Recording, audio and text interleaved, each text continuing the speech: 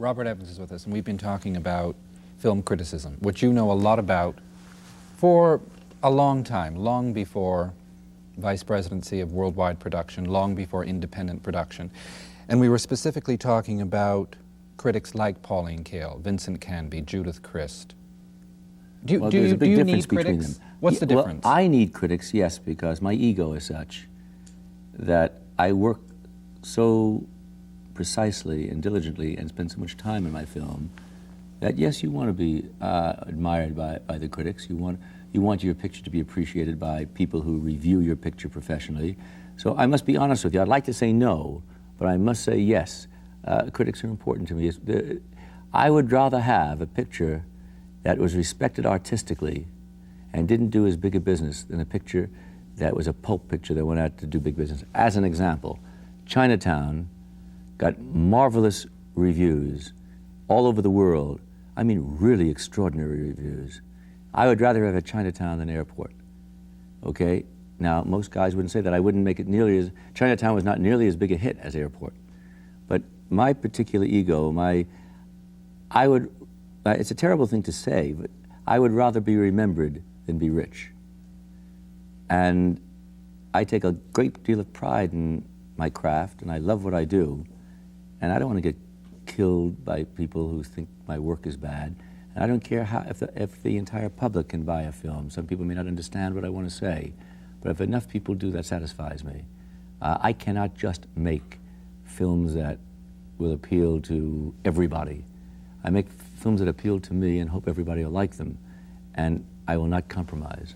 That's why when I spend that long on a film and I get blasted, it hurts. I can't deny it, but from some people it hurts and from some people it doesn't. There are critics that if they blast me, I couldn't care less, such as Pauline Kael. I couldn't care less whether she blasts me or not. Why not? Because she's totally a subjective reviewer. She has her pet hates, and if they did the best performance in the world, she wouldn't like them. And she has her pet likes, and if they do the worst jobs in the world, she loves them. So I take no credence in her reviews at all. I have no desire to ever meet her, no desire to, I read her reviews, and I think she has a losing audience right now. People used to pay attention to her. I think she's become a joke. Why do you read them? I don't read her. Oh, you don't? I do not read her review. No, I couldn't care less what she says, because she's so contrary to most everybody else, and if she likes someone, they get a great review. If she doesn't like somebody, they get a terrible review. As an example, in Marathon Man, I knew she personally hated John Schlesinger. She wrote an article that no Englishman can direct a picture. She goes around speaking about Dustin Hoffman, who has nasal passage trouble when he talks, et cetera, et cetera. So she went into the picture wanting to hate it.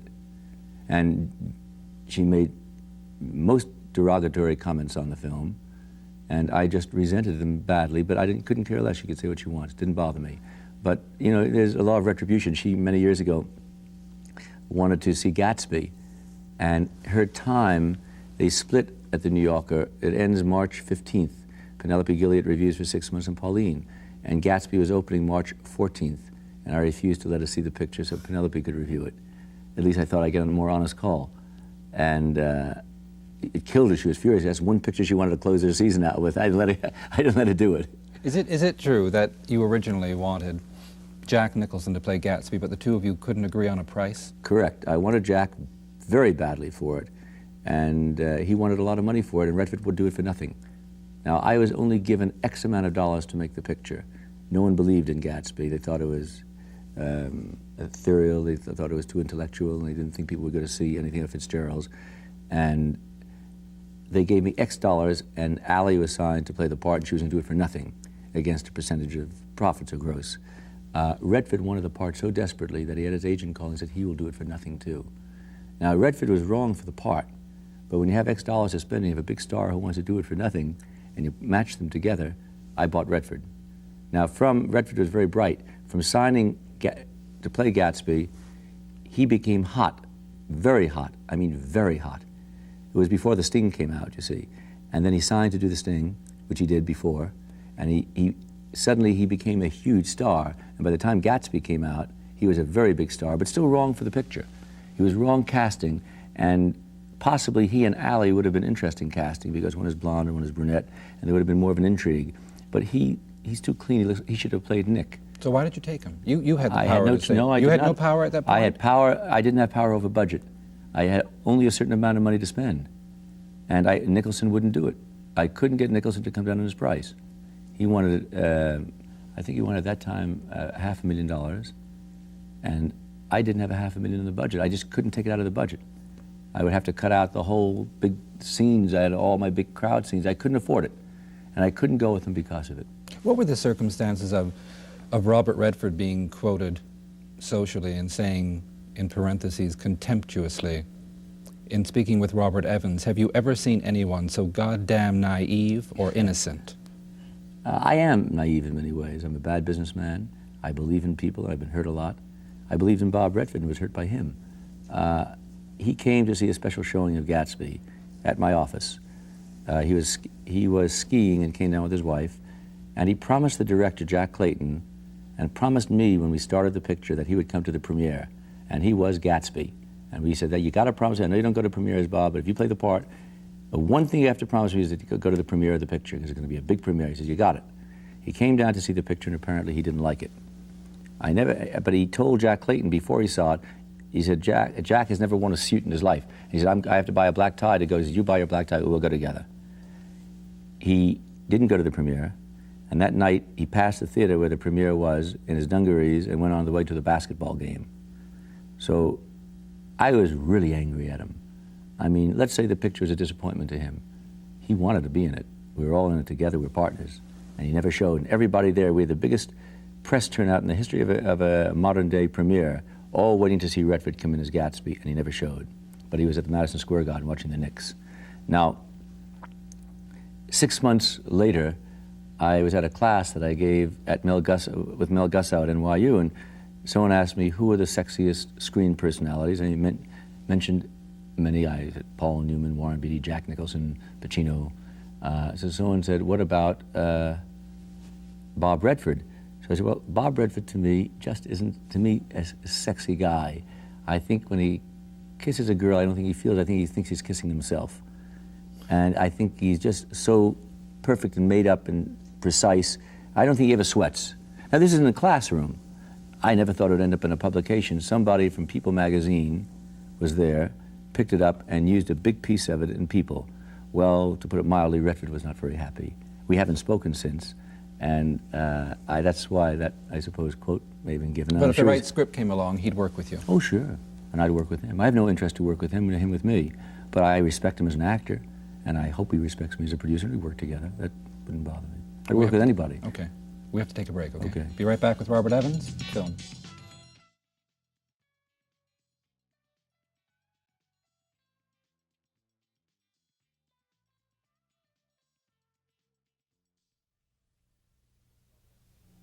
Robert Evans is with us. You said something at the beginning of this conversation that I want to contest, because you said I've never really been a good businessman. And I wonder about the man who in April of 1975 made industry headlines by consummating what was referred to as the fattest independent production deal in motion picture history, and over an 8-year period, based on a profit-sharing basis, made a commitment to produce 24 major films with Paramount. Now, I know about Korshak, and I know about the people who work with you, but surely that's a good businessman at work. Not really, and I'll answer you why not. The reason I didn't make an independent deal, I made a dependent deal. I could have made, if I had wanted to, twice as rich a deal at any other studio in town than at Paramount. I don't even have the right. If I want to make a picture and Paramount doesn't, I don't even have the right to take it anyplace else. I am not an independent producer, I'm a dependent producer. That's number one. Number two, and I did that because I just wanted to get out of as head of the company. I only wanted to make my own films. Number two, I'm not going to make 24 pictures over 8 years. I doubt if I'll make 8, because I just can't do it. And number four, I've been in this business for 12 years. As head of production, I've made, I suppose, my share of successful films, and I have to borrow money to pay my taxes. Number five, I really don't care about that, but if I do have a shot, at least I know now that being as bad a businessman as I am, I made a bad deal. My deal that I made sounds good in the trade papers, but for what I could have gotten was not a good deal to stay where I was because it was family. And I still, you know, I gave so many things away. As an example, in Marathon Man, in order to get that cast together and the director, I gave most everything I owned of it away. I didn't care if I owned very little of it. I just wanted to see it being made proper. Now, very few guys would do that, but I just wanted the right elements there, and I didn't care. I didn't. The money was the last thing that bothered me. But you astonish me, Bob, because here you are, the man who in putting together The Godfather, did it so cleverly that Paramount ended up owning 84% of the film. That's right. Why were you so clever for a corporate structure and not so clever for you privately? It wasn't clever. What I did with Godfather was totally develop it myself on a creative basis. So I didn't need anybody. I mean, I was a house-produced film. I didn't have to give any part of it away. It wasn't a package. I was the package. I found Mario Puzo. I gave him $5,000 for a 30-page treatment called Mafia. I worked with him on the novel to get the book out. We owned the book for $50,000, and we had the hottest property in the business. I didn't have to share anything with anybody. So from the company standpoint, I only gave a few points out here, a few points out there. Francis Coppola got 6 points. I had to find a producer, physical producers. I couldn't be a physical producer of the pictures. I had 9 other pictures I was making. So I hired Al Ruddy and I gave him 6 points. And then Mario Puzo had 2.5 points. And we owned the rest of the picture. Never has happened in modern Hollywood that a big picture, that the company owns 84% of it. Jaws was a bigger, grosser picture than Godfather, but the company, Paramount, made more money on Godfather than Universal made on Jaws because we owned so much of it. Now, for a bonus for doing it, I got a divorce. My wife left me. The company gave me nothing, nothing at all. Then eventually, through negotiation, they worked out a 5-picture deal with me, and I was the only head of a company that could make his own pictures. Now, the worst thing that happened to me was that I made Chinatown, because if Chinatown were a failure, it would have been fine. But Chinatown being the hit that it was, made everybody else in the company resentful. All the other producers and directors and actors were working there. So Evans is making his own pictures, that's all he's spending time on, and this can't go on. So I had to make a decision at that time to be either head of the studio, and at which time they would tell me, if you want to stay there, instead of the 5 pictures, we'll let you have a percentage of all the pictures, or become an independent producer, but you can't make pictures and stay head of the company. And immediately I said, let me out. But the only way they would let me out was if I signed a dependent deal with them. No, in other words, today, I think if rather than let me make a picture at another company, they would pay me a huge salary not to work. I could stay home. I have an 8-year contract. I could stay home for 8 years and not work, but they wouldn't let me out of my contract because they'd rather me do nothing than make something somewhere else, which is fine because that hasn't happened, by the way. And I have wonderful cooperation. I get along great with everyone in the company, but it's a very possessive thing. And I have not abused it. I have been abused. My new contract is fine, but for the 9 years that I was there, I ended up with, how would you feel coming to town, Brian, and really be successful for a decade and ending up bust? That's how I was 2.5 years ago, 3 years ago. I live well, I must admit that. I live very well, okay? Because I make good salary and live very well, but couldn't save anything and lost money in some investments that I made because I couldn't pay any attention to them, because I was totally involved in my film work, and ended up with less than when I came out to California, and had to borrow money and hawk things and get things. And here I was, everyone to the outside world thought, what a huge success Evans is, what Godfather, love story, everything going. I had nothing. So I can't look at myself as a very good businessman. You tell us why, to pick up on Godfather, as Francis Ford Coppola fell a day behind a week in shooting schedule, and he said he needed 80 working days to shoot. Paramount said you have a 55-day shooting schedule. Why, in the 4th week of shooting, did you consider replacing him with Elia Kazan? No, we were never thinking of replacing with Elia Kazan. We think of replacing before the picture started. Before he started? Yes, let me tell you, this is a frightening story I'm going to tell you. Francis was set for the film, and I had a tremendous criticism given me for signing Francis to do this picture. He had never had a successful film. He was in terrible debt. He had the American zoetrope that he owed Warner's a lot of money. He had made You're a Big Boy Now, Finian's Rainbow, and The Rain People. Put them all together, they don't make the box office of a newsreel. And I still felt Francis was the right person for this because I wanted a second-generation Italian to do this picture. I didn't want a Jew to make it because Jewish people and Italian are similar, but the problem with other mafia films are that Jewish directors made them and they use Jewish actors, and there's a difference. And I wanted that Italian flavor. And I took a shot with Francis, and everyone criticized me. As a matter of fact, there's one article written recently you may have seen where Dick Zanuck said when he hired Francis Coppola, I knew he really stuck his neck out and could be out. But I went with Francis, and we worked very hard on the script together. He was a wonderful writer. And the picture started with a lot of problems, budget problems. I went along with the 80 days, by the way. The man who went along with the 55 days wasn't in the company for a while. I gave Francis everything he wanted. I backed him totally. But 2 weeks into the production of the picture, I get a call from the producer of the picture, Al Ruddy, plus my production manager named Jack Ballard, Aaron Mavakian, who was a cutter, and a man named Steve Keston, who was the assistant director, on a conference call, and said, if you continue with Francis Coppola, you'll have no pictures. We can't cut the film together. We don't know what he's doing. Nothing is making any sense. So I said, what? I don't understand this. I'm looking at dailies every day. Everything looks very good. They had just finished shooting the scene where Pacino goes in and shoots Salazzo and McCluskey, the part that Sterling Hayden played, in the diner, where he takes the gun out of the John and comes out and blows their brains out. And they said, you couldn't cut this together. It's no way of cutting it together. So the film was sent out to me, and on the weekend I stayed at my home, cutting the scene together with my editor, and I'm looking at this film. I said, this film is brilliant. I don't understand. There must be something wrong with me. I looked at it again. I asked myself, am I wrong? So he said, no, I think it's wonderful. I mean, it's a different look to the film, but geez, it looks wonderful. I did some investigation. I found out there was sabotage on the set, that Aaron Mavakian wanted to direct the picture, and he was a director, but he agreed to be the editor. And they all got together trying to get rid of Francis. So I picked up the phone on Monday. I found this out. I did the cutting over the weekend. I did my investigation Monday. Monday night after shooting, I fired Aaron Mavakian. I fired Steve Keston. I almost fired Ruddy, and I fired my production manager and kept Francis.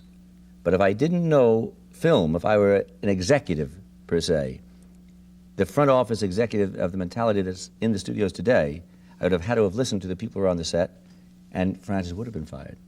Francis just about had a nervous breakdown at that time. And it was a very touchy time. We almost had to hold up the picture. I'll never forget Charlie Bludon, who was chairman of the board, went down to Mulberry Street where we were shooting and put his arm around Francis. We're with you, Francis, don't worry. And his whole body was shaking so. We cleaned everybody out from underneath him and to keep him there. And it's a frightening story. But if it's the old story, there's no such thing as luck. Luck is when opportunity meets preparation. And if I weren't prepared, I wouldn't have been lucky. So that's a story on Godfather that very few people know. And Francis knows it only too well. And I must say, it wasn't like hiring Willie Wyler when I hired Francis, or even Richard Brooks. Francis was a totally unknown, non-successful director. And unfortunately in Hollywood, directors are judged by their commercial successes. And if you'd have to judge Francis at that time by his commercial success, you'd have to say he's a total failure. So I went with a total failure in the company's biggest project of the year. We're just taking a big shot. And Francis and I have a very strange relationship these past years. Love, hate. Maybe more hate than love. Didn't you call him Machiavellian? Oh, he is Machiavellian. He's brilliant, but he's Machiavellian. We have to take another break, All okay? right. Be right back with Robert Evans and film.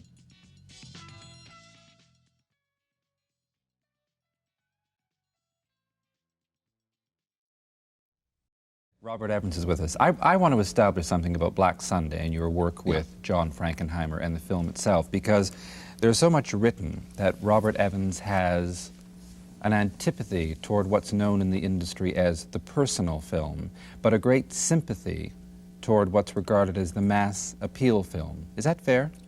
I would say that's very fair, and I've been a bit hypocritical about that in my selection of material, possibly. How? Well, I had not wanted to make Black Sunday when I read the novel. I had planned to make Marathon Man, and I was looking to make a love story. And I couldn't find a love story that I wanted to make because love stories are very difficult to find, which I'll get into in a moment. But I read Black Sunday. It was a damn good book, an honest account of something that's rather exciting. And I sent the novel to a friend of mine in Washington, a very important person, to read. And I asked his opinion of it. And he called me and said, I'd absolutely make this picture. I'll tell you why you should make it. It's going to be maybe the most important picture of your career. Because if you can make it apolitical, don't make it anti-Arab or anti-Israel or pro-Arab or pro-Israel. Try to kill that element of it and bring out the anti-terrorism. And if you can get that across and still tell a very entertaining, absorbing story, you're talking about maybe the most important subject matter that's facing our decade this coming year, in the 70s. So make it. And that was the reason I made the picture. And I changed the book around in many ways, and we brought tremendous invention into the screenplay, and I think we've accomplished that. Now, and I don't say this because it's the picture I have out now, but it is the most exciting experience since Godfather, this film, for me to have made. And I have had the biggest audience reaction to it, audience reaction now. We're talking before the picture opens. I have no idea what the critical reaction is going to be.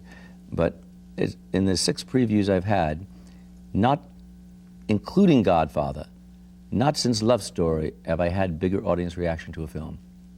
Now, I hope it's reflected in with the audiences around the world, but I do believe I've told an important subject matter, or John and I should say, have told an important subject matter, and I think we've told it honestly in a documentary fashion. We really wanted to make Battle of Algiers Hollywood. In other words, we wanted to give it that documentary look, make it as real. We didn't want to use big names in the picture. We wanted it to look as real and grainy and yet be spectacular at the same time. And I think we have a third act in the film that's the best third act I've ever seen in movies. I really believe that. When you talk about previews and enthusiastic audiences, have you had anything to equate with that preview of Rosemary's Baby in Palo Alto when a woman came storming out of the theater and said to you, "You should be ashamed of yourselves," and you said, "We've got a hit"? Yeah, it's a true story. You know, you have my biography pretty good. Yes. Anybody done that with Black Sunday? With Black Sunday, people just stood up and applauded. I must tell you. Now, the first 2 previews, we changed the ending. I had one ending on the picture, and I was so disappointed because I saw I had the entire audience. And when the picture was over, it was totally quiet, and I was sick. I said, we have 1,100 people in the theater, and I see there with the picture, when the picture was not one minute of applause. We previewed it again, and the same thing happened, and yet the cards afterwards were wonderful. I said, there must be something wrong. There must be something wrong. We played with it, and we changed the ending, only changing the last minute. And that last minute of film that we added, we had from big applause to a standing ovation. Same picture. It was from 2 hours and 18 minutes to 2 hours and 19 minutes made the difference of the applause. Now, I'm not saying the picture's any better because of it, but it evoked an emotion from the audience that the other ending didn't have. And that's what you need with time. That's one luxury motion pictures has that television doesn't. That you have time to play with your film, to edit it, to take it out and try it out. And too many people don't do it. They're rushing. They get the film out because they're on to the next one and on to the next deal. I don't want to do that. I want to spend a lot of time and play with my picture because you only let it go out once. Your friend Dustin Hoffman said when you were absolutely adamant, after having told John Schlesinger that you were implacably opposed to the filming of Day of the Locusts, and then saying to Schlesinger and Hoffman, "Will we have the film ready for summer?" And your friend Hoffman said, "Evans doesn't want money or power. He doesn't even want to own the world. He just wants to own the summer." And here you've got Black Sunday heading for summer all over the world. At last I have a picture for summer. Actually, Marathon Man was supposed to be ready for last June. And the summer playtime is the best playtime of the year. And Paramount had depended upon this picture for their summer picture, their big summer film. And it's April, and I see the picture's not going to be ready because Schlesinger and I have big arguments on the cut. And I go into the office of our hierarchy and say, "Gentlemen, you're not going to have the picture for summer." And I says, "Yes, we are. You get it ready." So you don't understand me. You're not going to have it. I said, "You'll have it ready, We have $12 million in advances and guarantees in, and that picture's going to be playing in the summer. He says, no, it isn't. Forget it, fellas. Give the money back, because we're not going to deliver this picture because we're not ready with it. And they took it from me. And they gave very resentfully, and I cannot tell you the problems I had with it. If I would have released the picture for summer, I would have left the country. I mean, that's how bad it could have been. And that's the time that we needed to nature it and to play with it and to restructure it to make it work. And that takes time and fights and discussions and tryouts. See, people don't try pictures out enough. Like in the theater, I was brought up in radio and in the theater, and we used to take a show out on the road. You can do that with a picture too, and change it. When they took My Fair Lady out, up until the time it came to Philadelphia, it was a failure. And they made changes and changes and changes up right until the end. And it came in and it was a success. You can do the same thing with a movie. When we took Godfather 2 out in San Francisco, which was France as a city, half the audience walked out. And when he walked into the theater, they applauded him. By the time the picture was over, there was only half an audience. And this is a month before the picture opened. And that's the amount of changes we made in it. So, but people here don't want to do it. They don't want to take the time. They're too interested in deals. They're not interested in their craft. And that's what annoys me terribly. You know, it's easy post facto to sit with you and talk about Black Sunday and what you hope for it and because of your work in it. But I often wonder if during those days of acting, if you had gotten some of those roles you were announced for, like the Roman Spring of Mrs. Stone, Light in the Piazza, even Lawrence of Arabia, if we would be sitting here talking about a man who was always referred to as a man of taste, instinct, and perhaps one of the most valuable post-production men in the film industry. Where and when did you learn all the post-production?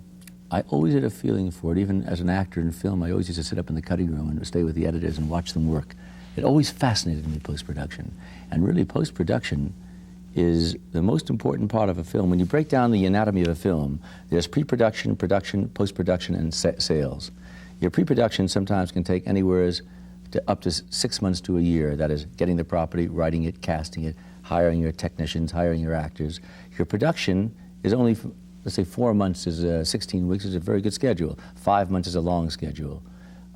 Your post-production can go from 6 months to a year.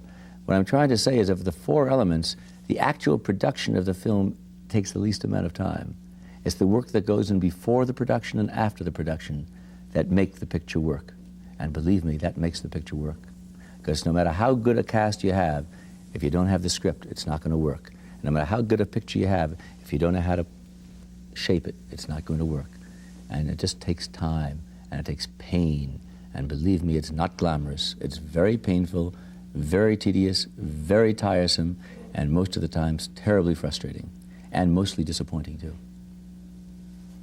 Okay.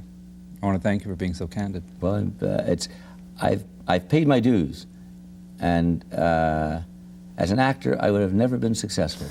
You see, I was never. If I weren't an actor, however, for the years that I was, I wouldn't have learned the compassion of having to deal with people in this industry. So being an actor was a great